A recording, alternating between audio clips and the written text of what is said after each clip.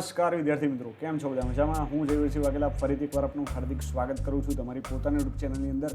I hope કે તમે એકદમ મજામાં હશો. આજના લેક્ચરની અંદર આપણે શીખવાનું છે કર્મચારી વ્યવસ્થા. એકદમ બેઝિકથી આપણે શીખીશું અને એને વધુને વધુ એનો ફાયદો લેવા માટે તમારે નોટ અને પેન સાથે લઈને બેસું કે જેથી જે એડિશનલ માહિતી તમને આપવામાં આવે, વધારાની માહિતી આપવામાં આવે તો તમે એને નોટ ડાઉન કરી શકો. બાકી પીડીએફ તો તમને આપણા ટેલિગ્રામ ગ્રુપ ઉપરથી મળી જ જવાની છે. જો તમે જોઈન ના કર્યું હોય તો નીચે આપેલી લિંકની અંદરથી તમે એને જોઈન કરી શકો છો. અને આની પહેલાં 4 ચેપ્ટરના વિડીયો બનાવેલા છે એકદમ ડિટેલ એક્સપ્લેનેશનમાં. તો તમે એ પણ ના જોયા હોય, તમારે રિવિઝન માટે જોવો હોય તો ઉપર આપેલા આઈ બટન ઉપર ક્લિક કરી અને તમે ત્યાંથી એ જોઈ શકો છો. તો હાલો શરૂ કરીએ, આવી જાઓ. કર્મચારી વ્યવસ્થા. આ ચેપ્ટરને સમજવા માટે થોડું આપણે બેકમાં જવું પડશે, થોડું પાછળ જવું પડશે કે આપણે ક્યાંથી આવ્યા છે. તો સૌથી પહેલાં આપણે વિચારો કે આપણે આયોજનની વાત કરી કે આયોજન એટલે શું? તો કે ભવિષ્ય અંગેની જે યોજનાઓ છે એની અત્યારે પૂર્વ વિચારણા કરવી અને તે અંગેનો નિર્ણય લેવો કે કયું કામ કોણ ક્યારે કેવી રીતે કરશે. તો આપણે એને આયોજન કીધું. હવે આયોજન થઈ ગયા બાદ આપણે શું કર્યું? વ્યવસ્થા તંત્રની રચના કરી, એક માળખાની રચના કરી કે જ્યાં આગળ દરેક વ્યક્તિ એક જ હેતુને સિદ્ધ કરવા માટે કાર્ય કરી રહ્યો છે, જેમની વચ્ચે આપણે સત્તા અને જવાબદારીની વહેંચણી કરેલી છે. એક માળખાની રચના થઈ ગઈ છે. હેતુ નક્કી થઈ ગયો, પ્લાનિંગ થઈ ગયું, વ્યવસ્થા તંત્ર નક્કી થયું કે કયા માળખાથી આપણે કામ કરીશું, રેખિક, કાર્યાનુસાર કે પછી શ્રેણિક વ્યવસ્થા તંત્ર. આપણે વ્યવસ્થા તંત્ર ઊભું કરી દીધું છે, પણ એ માળખાની અંદર જે જગ્યાઓ છે એ જગ્યાઓ પૂરવા માટે હવે કર્મચારીઓની નિમણૂક કરવી પડશે કે જે કર્મચારી એ જગ્યાઓ ઉપર બંધ બેસતો હોય, એ માટે યોગ્ય લાયકાત ધરાવતો હોય. જેમ કે આપણી પાસે નાણાકીય વ્યવસ્થા સંભાળનાર એક વ્યક્તિની જરૂર પડશે, જે બજાર સંચાલન કરી શકે એના માટેની જરૂર પડશે, જે કર્મચારીઓને સંભાળી શકે એના માટે એક વ્યક્તિની જરૂર પડશે. તો આવી અલગ અલગ જે જરૂરિયાતો ઊભી થઈ છે વ્યવસ્થા તંત્રને ચલાવવા માટે, એ જરૂરિયાતોને પૂરી કરવી પડશે, એટલે કે કર્મચારીઓને મેળવવા પડશે. ત્યારબાદ આ જે કર્મચારીઓ કંપનીમાં આવી ગયા છે એમને યોગ્ય ટ્રેનિંગ આપવી પડશે, એટલે કે એમને કેળવવા પડશે. અને ત્યારબાદ જે કર્મચારીઓ આપણી કંપનીની અંદર સંતુષ્ટ છે એ કર્મચારીઓ બીજે ક્યાંય ના જતા રહે અને આપણી કંપનીમાં જ રહે, એટલા માટે એમને જાળવવા પણ પડશે. એટલે કે કર્મચારી વ્યવસ્થા એટલે મેળવવા, કેળવવા અને જાળવવાની પ્રક્રિયા છે. તો આપણને લાગે છે એકદમ સિમ્પલ છે કે કર્મચારી વ્યવસ્થા એટલે શું? તો કે કર્મચારીને મેળવવા, કેળવવા અને જાળવવાની પ્રક્રિયા. પણ હાલ આ જે કર્મચારી વ્યવસ્થાની વ્યાખ્યા છે, શું પહેલેથી જ આવી વ્યાખ્યા હતી? ના. આજથી વર્ષો પહેલાં જ્યારે ઔદ્યોગિક ક્રાંતિ નહોતી થઈ ત્યારે બધા જ કર્મચારીઓ અલગ અલગ રીતે કામ કરતા હતા. પણ જ્યારે ઔદ્યોગિક ક્રાંતિ થઈ, સ્ટીમ એન્જિનની શોધ થઈ, ત્યારે બધા જ લોકો એક છતની નીચે કામ કરતા હતા. એટલે કે મોટા મોટા ઉદ્યોગો સ્થપાયા, મોટા મોટા યંત્રો આવ્યા અને યંત્રો ચલાવવા માટે કર્મચારીઓની જરૂર પડવા લાગી.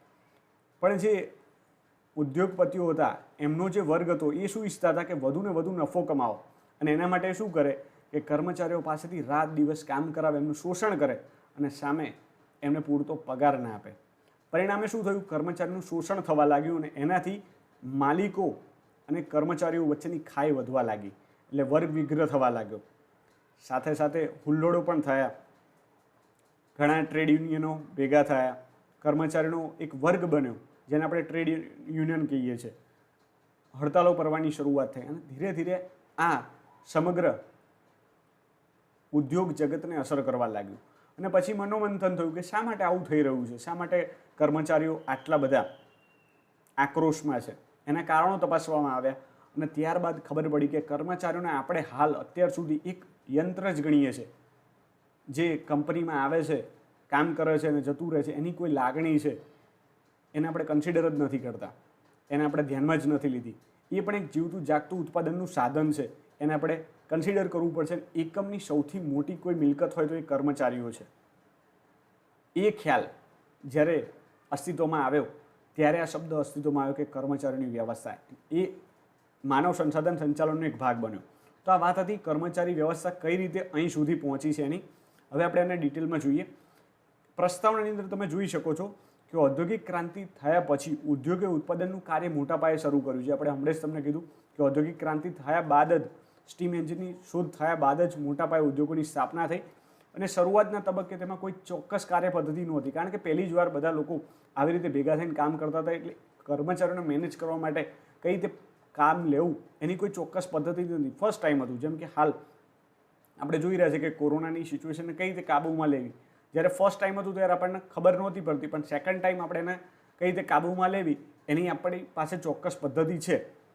તો જ્યારે કોઈ વસ્તુ પહેલી વાર થાય ત્યારે એનો કોઈ આઈડિયા હોતો નથી. માટે શું થાય કે ચોક્કસ કાર્ય પદ્ધતિ ન હતી અને ઓછા ખર્ચે ઉદ્યોગપતિઓ શું ઈચ્છે કે ભાઈ આપણે ઓછામાં ઓછા ખર્ચે આ ઉત્પાદન થવું જોઈએ. માટે શું થતું કે ઓછા ખર્ચે વધુ નફો મેળવવાની પ્રવૃત્તિ થઈ અને પરિણામે કર્મચારીનું શોષણ થવાની શરૂઆત થઈ.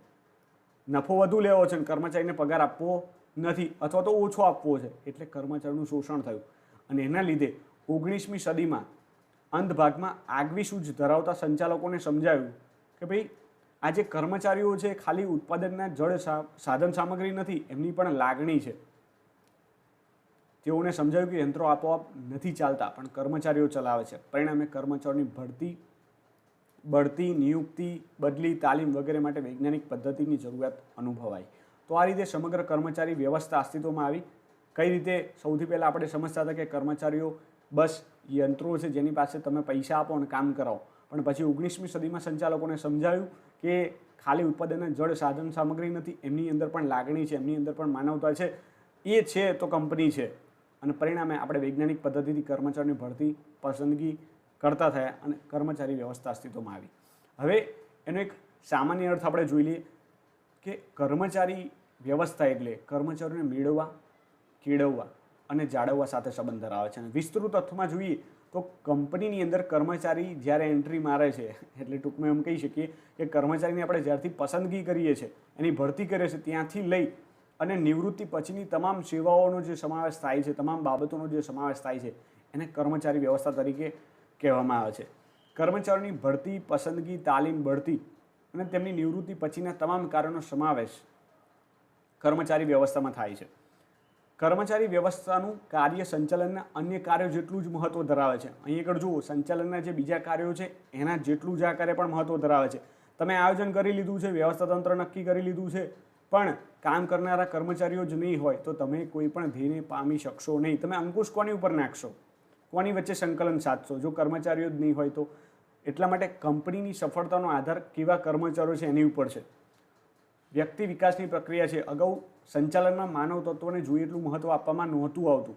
એકમાં આયોજન શ્રેષ્ઠ રીતે કરવામાં આવ્યું હોય, વ્યવસ્થા તંત્રની રચના યોગ્ય રીતે કરવામાં આવી હોય, પરંતુ કર્મચારીની યોગ્ય પસંદગી અને તાલીમમાં ખામી હોય તો એકમ સફળ થઈ શકતું નથી. મેં હમણાં જ કીધું કે રાઈટ ટાઈમે રાઈટ લોકો રાઈટ જગ્યા ઉપર હશે તો જ કંપની સફળ થશે, બાકી કંપની સફળ થઈ શકે નહીં. માટે એકમની સફળતાનો આધાર કર્મચારીની કામ કરવાની વૃત્તિ અને શક્તિ ઉપર રહેલો છે. કર્મચારી વ્યવસ્થા એ એકમમાં કામ કરતા કર્મચારીઓ સાથે સંબંધ ધરાવતી પ્રક્રિયા છે. તો આ વાત હતી કર્મચારીનો ખ્યાલ, એનો અર્થ અને એની પ્રસ્તાવનાની. હવે આપણે સમજીએ એના લક્ષણો. લાક્ષણિકતાઓની અંદર પહેલી લાક્ષણિકતા છે સંચાલનનું અગત્યનું કાર્ય. એટલે આપણે જોઈ શકીએ છીએ કે સંચાલનના અલગ અલગ કાર્યો છે, જેમાં છે આયોજન, વ્યવસ્થા તંત્ર, દોરવણી અને સંકલન. એવી જ રીતે કર્મચારી વ્યવસ્થા પણ અગત્યનું કાર્ય છે. કેમ? તમે આયોજન કરી નાખ્યું કે આપણે આ હેતુને સિદ્ધ કરવાનો છે. એ હેતુને સિદ્ધ કરવા માટે આપણે એક વ્યવસ્થા તંત્રની રચના પણ કરી દીધી, પણ આ વ્યવસ્થા તંત્રને ચલાવવા માટે, કંપનીને ચલાવવા માટે કર્મચારીઓની જરૂર પડશે. અને જો કર્મચારી વ્યવસ્થા નહીં હોય તો આ એક પણ કાર્ય યોગ્ય રીતે થઈ શકશે નહીં. માટે એ સંચાલનનું અગત્યનું કાર્ય છે. કે છે કાયમી પ્રક્રિયા છે. કેમ કાયમી પ્રક્રિયા છે? તો કે જ્યાં સુધી કંપનીનું અસ્તિત્વ છે ત્યાં આગળ નવા કર્મચારીઓની જરૂર પડશે. કેમ? કારણ કે જૂના કર્મચારીઓ રિટાયર્ડ થશે, એ છૂટા થશે, એ જગ્યાઓ ભરવા માટે નવા કર્મચારીઓની જરૂર પડશે. અને જ્યાં કર્મચારી છે ત્યાં કર્મચારીઓને મેળવવા, કેળવવા અને જાળવવાનો પ્રશ્ન ઊભો થશે. માટે આ કાયમી પ્રક્રિયા છે. માનવ સંબંધ સાથે નિસ્બત ધરાવે છે. કેમ? કારણ કે કર્મચારી એ એક જીવંત સાધન છે, એને લાગણી છે, એને સ્વામાન છે, એ નિર્જીવ યંત્ર નથી. માટે એની પાસે માનવતાભર્યું વર્તન કરવું પડશે. અને જો તમે એવું નહીં કરો તો એ કંપની અંદરથી જતો રહેશે. અને અલ્ટિમેટલી લોસ કોને છે? કંપનીને જ છે. કારણ કે જો સારા કર્મચારીઓ આપણી કંપની છોડીને બીજી કંપનીમાં જતા રહેશે તો અલ્ટિમેટલી લોસ આપણી કંપનીને જ છે. કારણ કે તમારા કર્મચારીઓ એ જ તમારી ખરી મૂડી છે, તમારી ખરી મિલકત છે. પ્રવૃત્તિઓને ગતિશીલ બનાવે છે. યોગ્ય કર્મચારી વ્યવસ્થાને કારણે કર્મચારીની પ્રવૃત્તિ ગતિશીલ બને છે. એટલે કે સમગ્ર કંપની અંદર એક મોમેન્ટમ આવે છે, બધા યોગ્ય રીતે કામ કરતા થાય છે, ગતિ પકડે છે. અન્ય કાર્ય સાથે સંબંધ ધરાવે છે. જે આપણે હમણાં જ વાત કરી કે જેમ આયોજનના અન્ય કાર્ય મહત્ત્વના છે, એમ એવી જ રીતે કર્મચારી વ્યવસ્થા પણ મહત્વ ધરાવે છે કે સંચાલન અને અન્ય કાર્યો જેવા કે આયોજન, વ્યવસ્થા, દોરવણી, સંકલન અને અંકુશ સાથે કર્મચારી વ્યવસ્થા સંબંધ ધરાવે છે. એટલે કે એક સ્ટેપ છે. આ સ્ટેપની અંદર જો એક પણ સ્ટેપ મિસ થયું તો આગળના કોઈ પણ સ્ટેપને આપણે યોગ્ય રીતે લઈ શકીશું નહીં. વિસ્તૃત પ્રવૃત્તિ છે. આ પોઈન્ટ બહુ ઇમ્પોર્ટન્ટ છે કે કર્મચારીઓને ખાલી કલ્યાણની પ્રવૃત્તિ નથી કે તમે મેળવી લીધા એટલે વાત પૂરી, એવું નથી. પણ કર્મચારીઓને મેળવ્યા બાદ એમને કેળવવાના છે, એમને યોગ્ય ટ્રેનિંગ આપવાની છે અને એમને જાળવી રાખવાના છે. એમને એ અહેસાસ દેવડાવવાનો છે કે તમે આ કંપનીની અંદર એક મિલકત સમાન છો. અહીં તમારી કેર કરવામાં આવશે. અહીં અમને તમારા વિકાસમાં રસ છે અને એટલા માટે એમને આપણે આ કંપનીનો એક અહમ હિસ્સો છે એવું સાબિત કરવાનું હોય છે અને ત્યારે જ એ કંપની અંદર ટકશે. અને જો સારા કર્મચારીઓ કોઈ કંપની પાસે હશે તો એ કંપનીને વિકાસ કરવા માટે, એને સફળતા તરફ લઈ જવા માટે એને કોઈ રોકી શકશે નહીં. મૂડી ખર્ચ. મૂડી ખર્ચ એટલે શું? ખર્ચ કેમ કીધો છે અને અહીં રોકાણ પણ કીધું છે કે કર્મચારીની પાછળ કરેલો ખર્ચ, આપણે કર્મચારીને મેળવીએ છીએ, કેળવીએ છીએ, એના માટે બહુ મોટો ખર્ચ થાય છે. ટ્રેનિંગનો અને ભરતી માટેનો બહુ મોટો ખર્ચ કરવો પડે છે. પણ આ જે ખર્ચ છે એને મૂડી ખર્ચ ગણવામાં આવે છે. કેમ? કારણ કે એમની પાછળ કરેલો ખર્ચ એક પ્રકારનું રોકાણ છે જે આવનારા વર્ષોની અંદર આપણને વ્યાજ સહિત પાછું મળશે.